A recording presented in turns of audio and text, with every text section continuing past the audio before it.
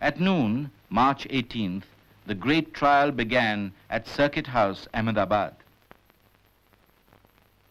When a frail, serene, indomitable figure entered, the entire court rose in an act of spontaneous homage.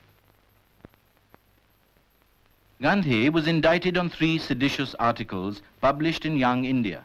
The first 2 contained the declaration of fight to the finish and preached disaffection towards the government. In the third, challenging the power-intoxicated British Empire surviving on the exploitation of the weaker races, Gandhi had argued, how can there be any compromise whilst the British lion continues to shake his gory claws in our face? Accused Mohandas Karamchand Gandhi, aged 53, describing himself as a farmer and weaver by profession, spoke in his own defense and pleaded guilty to the charge. I hold it to be a virtue to be disaffected towards a government which in its totality has done more harm to India than any other system. I do not ask for mercy. I am to invite and cheerfully submit to the highest penalty that can be inflicted upon me for what in law is a deliberate crime and what appears to me to be the highest duty of the citizen. The most epic event of modern times ended quickly. Gandhi was sentenced to 6 years' simple imprisonment.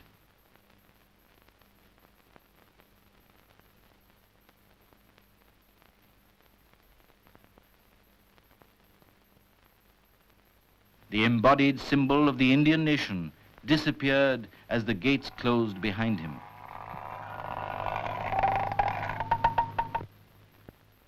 Peace, non-violence, self-suffering was the message which vibrated from the prison walls. This was the prison meant for Gandhi's long rest. Gandhi saw that the prison system was almost devoid of humanity. He was kept in solitary confinement.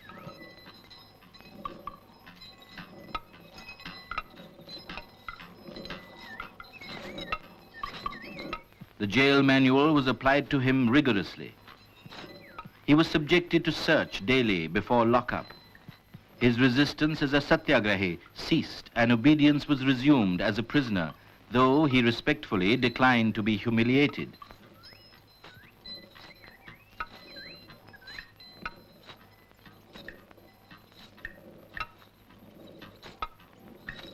Gandhi mapped out a program of studies to finish which 6 years were not enough.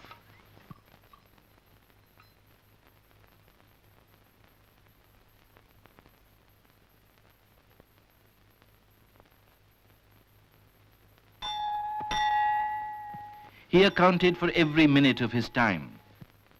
His day dawned with a prayer. At 6, he began his work. Spinning, which became an inner need with him, occupied him for 3 hours. While turning the spinning wheel, his attention was fixed on a single point.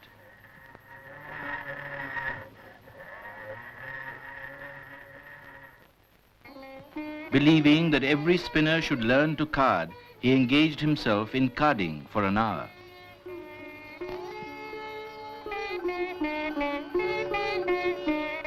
Six hours he devoted to literary efforts, sitting down to his books with the delight of a young man. He read extensively on religion and literature.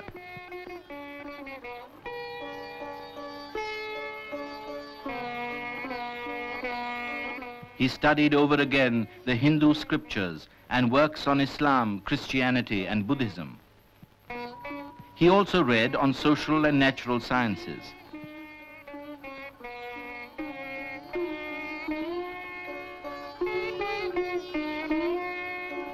History for him had a special spiritual significance, for he believed that truth transcends history.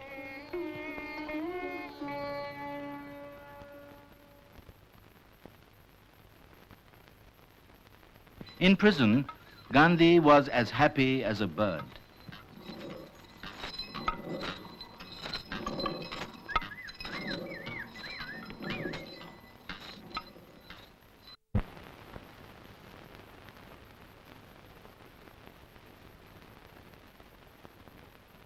Gandhi's spirit animated the free world. Romain Rolland observed in his biography of Gandhi, "This is the man who stirred 300 million people to revolt, who has introduced into human politics the strongest religious impetus of the last 2,000 years."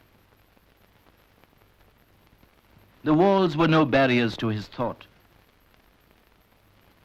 He wrote a primer for children which stressed the importance of a clean body and a composed mind, of prayer, spinning, and nature study, hoping that the mother in India would in future be her child's teacher.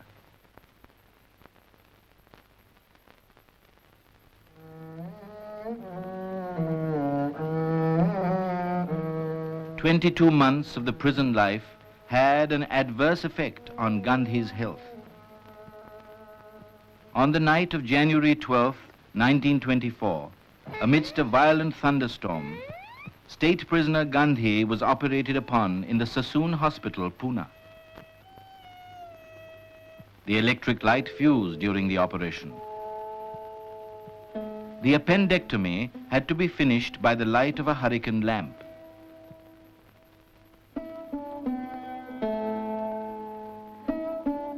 Gandhi thanked his surgeon, Colonel Maddock, profusely, and they became warm friends. The prisoner under guard began picking up unexpectedly fast. On February 4th, the government remitted the unexpired portion of Gandhi's sentence and released him unconditionally. His reaction was, "My release has brought me no relief."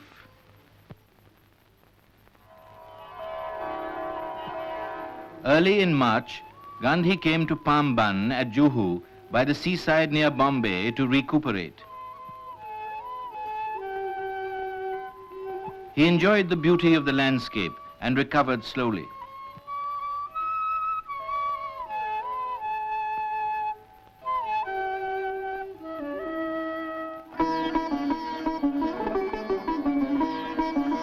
While convalescing, Gandhi resumed editorial charge of his weeklies after 2 years.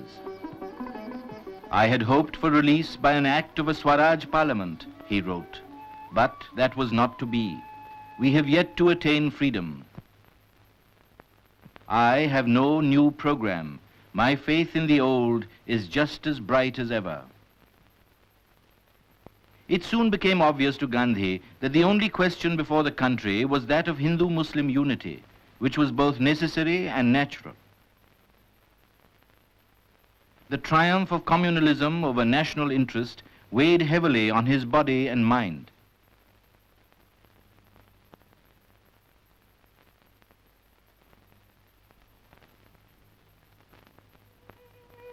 Dedicated to the highest cause, universal brotherhood of man, though still weak, Gandhi, at the call of his conscience, imposed upon himself a penitential fast of 21 days on September 18, 1924. The attention of the nation was focused on Maulana Muhammad Ali's house in Delhi, for the stake was one man's life and the price the nation's freedom.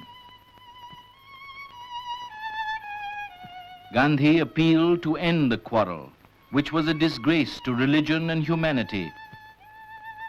Faith in oneself is faith in God.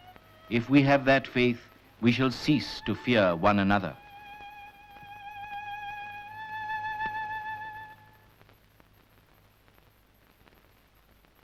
The 39th session of the Indian National Congress was held at Belgaum on December 26, 1924, with Gandhi as the president.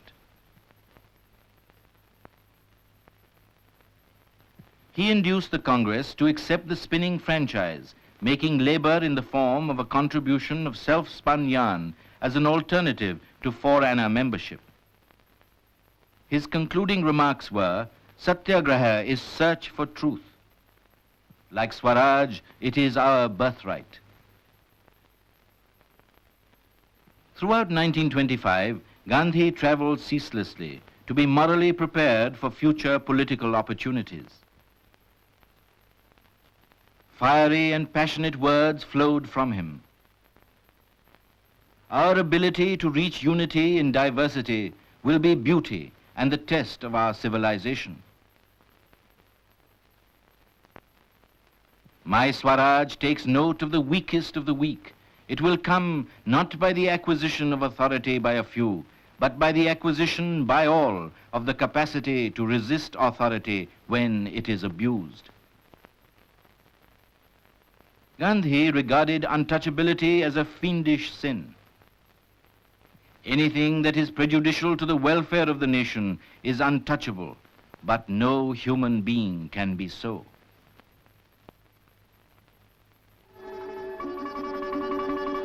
The spinning wheel was presented to the nation for giving occupation to the millions who have been reduced to pauperism.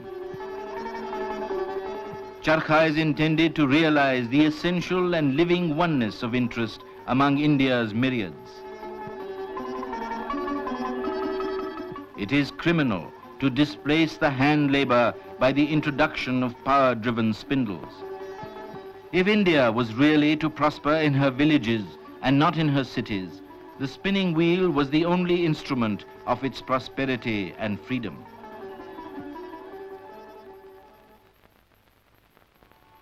At the news of the sudden death of Deshbandhu Chittaranjan Das, Gandhi almost broke down. India has lost a jewel, but we must regain it by gaining Swaraj.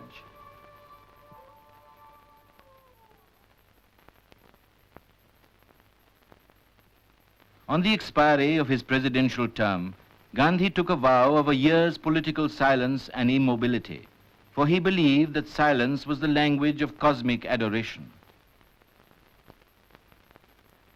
The year of silence gave Gandhi's body time to rest.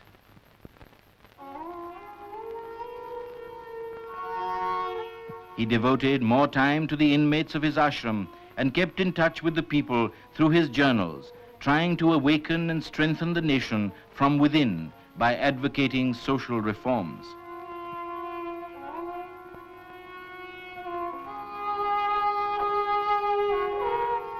Justifying his crucial decision to kill an ailing calf in the ashram, he argued, "I felt that humanity demands that agony should be ended by ending life itself."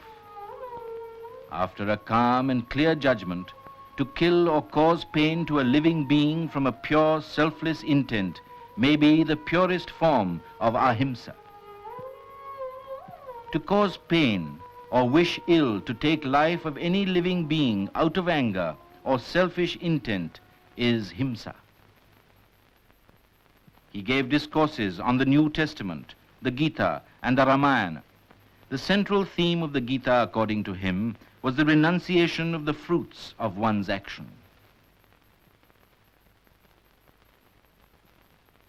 A new impulse was driving the people forward. The peasants of the Bardoli Taluka in Gujarat, who were lifted into a mood of sacrifice by the spark of Gandhiism, launched a struggle against the oppressive increase of revenue under the guidance of Vallabhbhai Patel, spontaneously called Sardar, the leader. Hundreds were arrested and driven off their farms.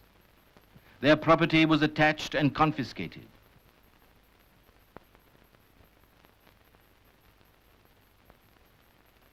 Gandhi gave consolation.